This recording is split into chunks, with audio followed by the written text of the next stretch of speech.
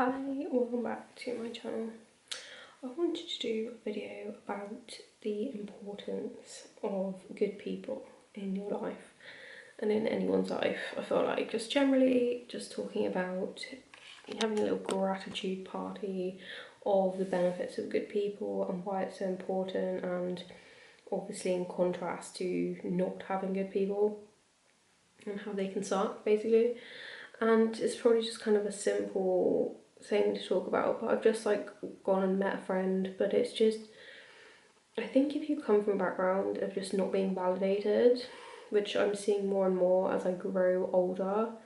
unfortunately, how that, even though I've had like support for my mental health in like a service for like 3 years and have like a really good support system through my friendships, that like I really resonate with the people that I have friendships with and stuff, and there's no like pressure there, but it's and I've had like good romantic relationships and stuff. It's just the more I get older, the more I see that like the insufficient caregiving I had and the abuse and neglect I experienced really affected my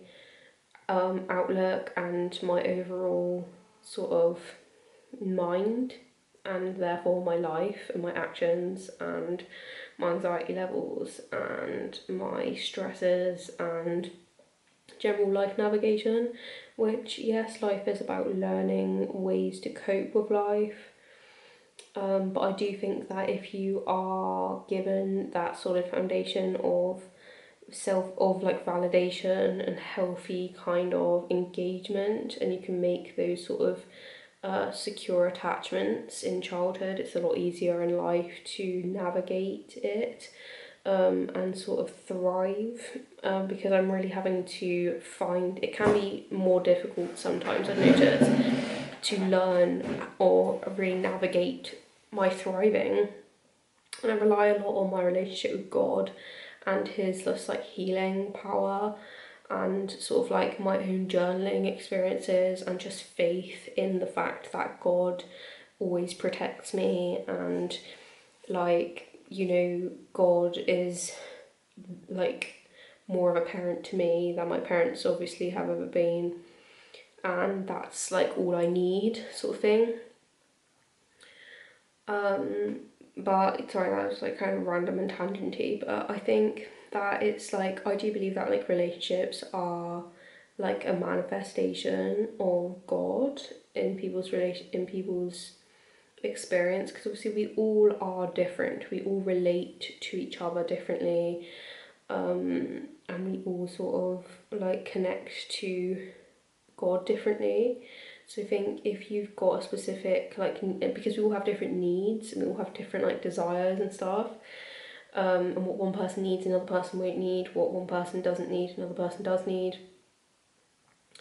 And I just think it's really important to have like those relationships that like resonate with you. And I think it's not about overly like logisticifying it. It can be, because I think when it comes to romantic relationships as well, it's important to have like a list of like what you won't tolerate and what you sort of want to a degree. But I also think sometimes we don't actually know what we want.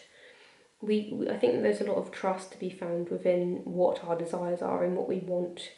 in friendships and relationships. But I also think like it can also be deceptive, so what are through our lens of like trauma, to actually really trust completely our desires and stuff in certain aspects, because I think it can be easily like tainted, and you can sort of not, you can want certain stuff that, like the whole avoidant anxious attachment style type thing as well. You can sort of be drawn to people that have like a certain attachment style because they sort of complement your own and stuff, and there's nothing sort of wrong with that to a degree, but I'm just saying like just the resonance of people, because like that's how I think, because I do believe in sort of like leveling up in life as well, like when you have a stronger relationship to God or the divine or the universe, whatever you want to call that side of things, whether you believe that's the same thing, I think that is where you can manifest people that are more on your level, and experiences as well that are more on your level, because I definitely think that as well, the more I level up in life, the more I see that I was really floundering in my childhood, for good reason. You can't thrive in an environment where it's just impossible to thrive, so I have to forgive my inner child, and I have to do that really often because my inner child is so beaten down by all of this experiences she encountered, and I really have to give myself some credit for that. But at the same time, you know, I've done a couple of videos recently about ditching unhealthy relationships, and I hope that I post some of them because I was just really tired in one of my videos and I don't think it comes out quite right, but I'll see what I want to post. But you know, it's so important to accumulate healthy resonating relationships. It's also really important to have healthy ones. So it's just as important to ditch unhealthy relationships. It's really important to have healthy ones as well. I do believe that like what is for you won't pass you, so I don't think it's about worrying about, oh, do I have enough friends, do I need to, you know, this and that and the other, because I believe like your tribe, you attract your tribe, and then you can sort of navigate that in the best way. Because I think sometimes when people try and overly control their relationships, I've been in that boat where they overly are controlling of their relationships, and then it just all kind of like doesn't really line up because you're sort of micromanaging people, and people don't like to be micromanaged. Like I wouldn't want someone to approach me with the idea of having a friendship with me when they like are literally trying to select me for the attributes I bring to the friendship rather than the actual mutual resonation that we both have. Do you see what I mean? And I think that's kind of, I was sort of trying to quantify too hard, because I think there's a difference between, and this is the paradigm of life, I feel like there's a difference between having discernment and logic towards people that are going to be unhealthy and toxic for you, and make that reasonable adjustment or cut off or whatever sort of suits your life, or however you feel is the best way to move through that. And on another note, to be able to sorry, I thought I was making a distinction there.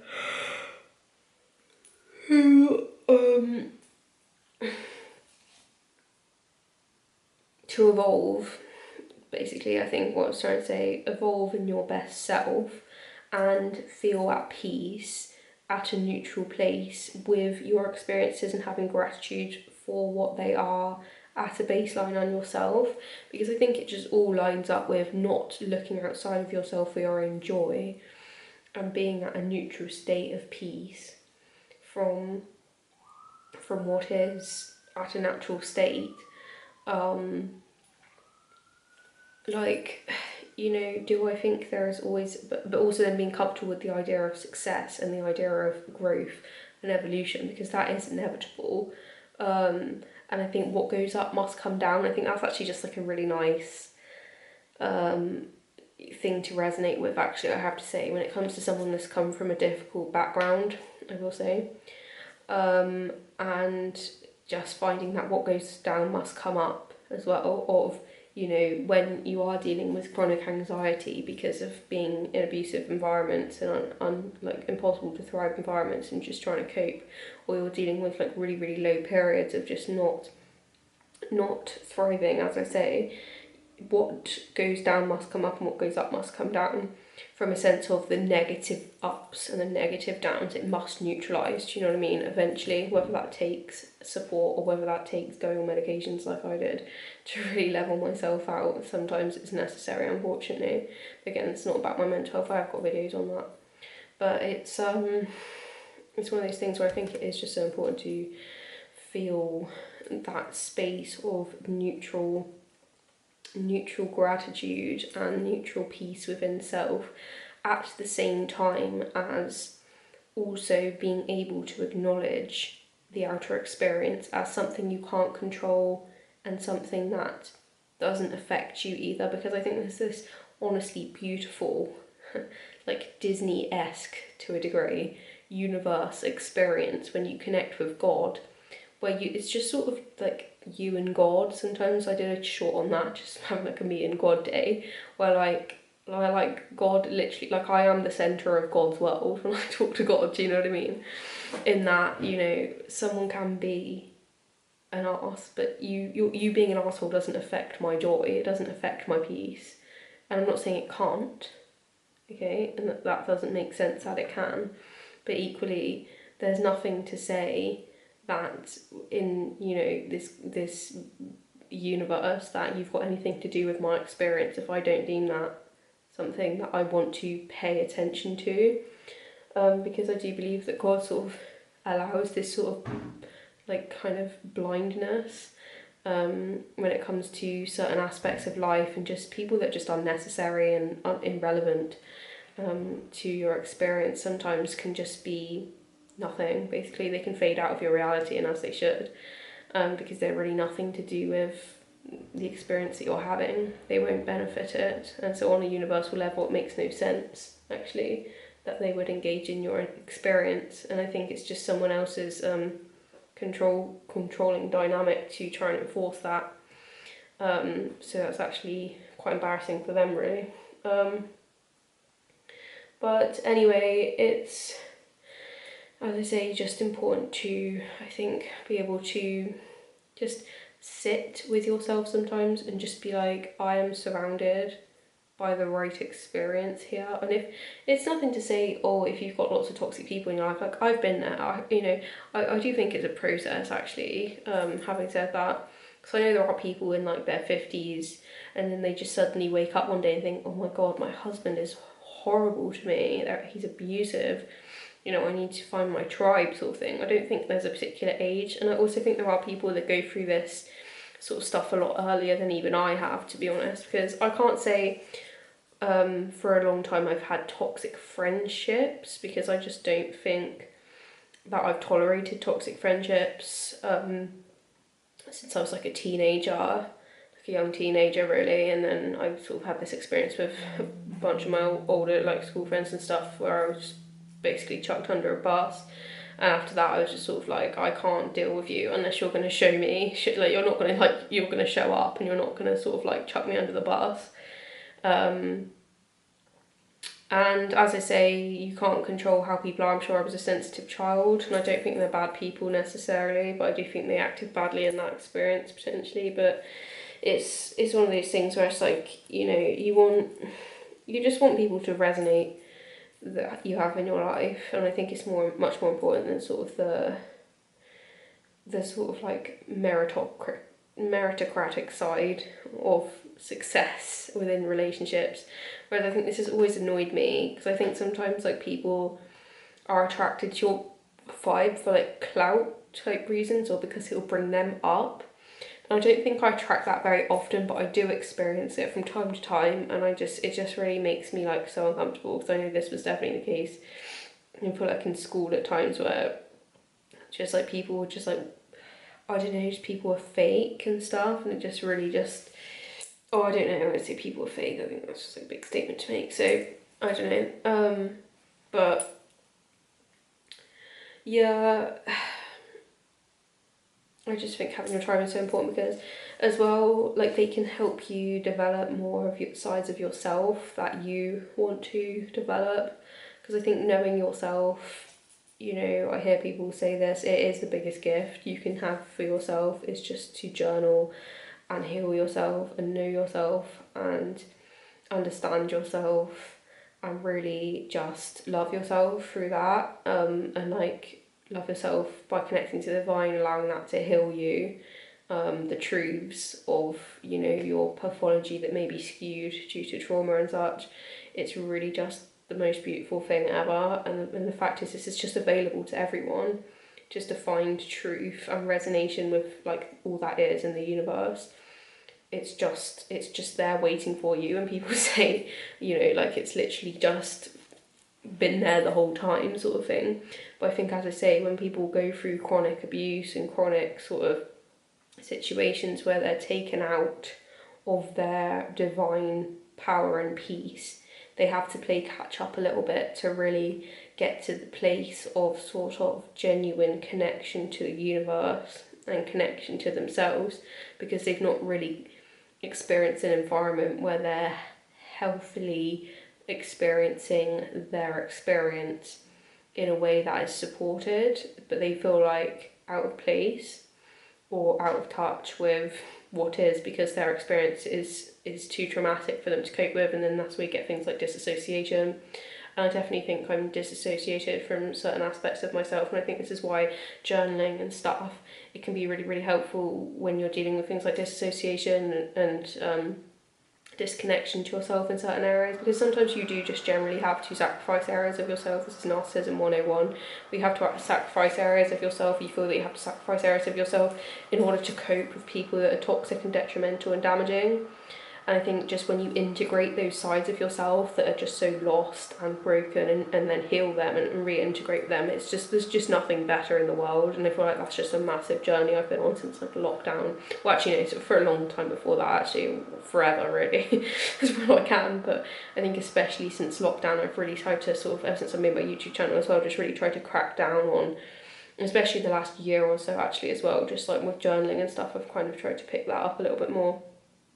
And just to really get back in touch with my like self, from the idea of like, I want that person back that before anyone told me I was wrong, sort of thing.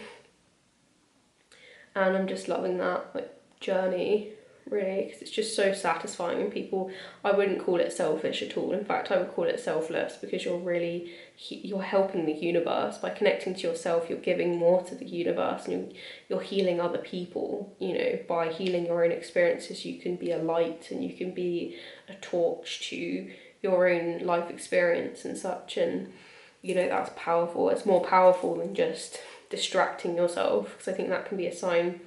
of needing to connect more. If you feel like you're looking outside of yourself, or you're distracting yourself from things. I know I'm not talking to everyone here, but I'm sure someone will resonate with this. Anyway, I hope that this has resonated with someone, and I hope I post it, because I feel like I really just need to post a ramble. It's been a while, and I have loads of them to post, but I'm just having issues with editing and such like that, so I don't want to spam the feed too hard. It's probably better I haven't posted all of them. But yeah, I think I'll be doing more on this sort of thing, and toxic relationship sort of separation, the logistics of that in the near future. So thanks for listening, and speak to you later.